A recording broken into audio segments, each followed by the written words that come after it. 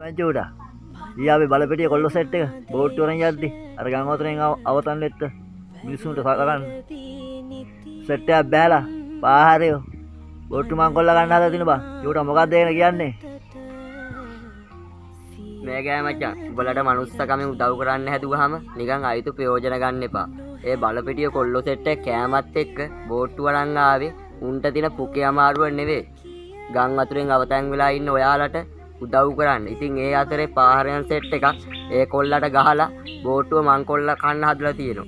අනිත් එක අහලා තියෙනවා දකුණේ කැරියෝ පෙති ගහනවා කියලා. දකුණේ කොහොමත් ඉන්නේ කැරියෝ තමයි.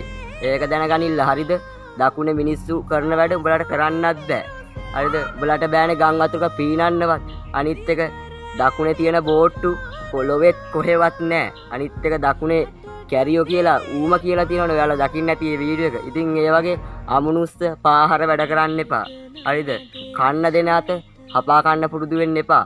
උන්ට තියෙන පුකේ අමාරුව නෙමෙයි ඔයාලට කෑම අරන් බෝට්ටු අරන් සද්දාවෙන් උදව් කරන්න ඉදිරිපත් වෙන්නේ. ඉතින් ඒ වගේ මිනිස්සුන්ට එහෙම ජරා වැඩ කරන්න එපා. ඒ වීඩියෝ එක දැන් ඔයාලා දකින්න නැති ඒ කොල්ලට වෙච්ච දේ කොල්ලට ගහලා. ඉතින් මේකට නීතිය ක්‍රියාත්මක කරන්න අනිවාර්යෙන් රටේ පොලිසිය ඉන්නෝ. ඉතින් ඔයාලා කවුද මේ වැඩේ කරේ කියලා අනිවාර්යෙන් නීතිය ක්‍රියාත්මක කරන්න. අපි මේ දිහා බලන් ඉන්නෝ අනිවාර්යෙන්. බලපිටිය කොල්ලොන්ට අනිවාර්යෙන් සාධාරණේ ඉෂ්ට වෙන්න ඕන. අන්න ඒක. අන්න ඒක ඇත්ත කතාව.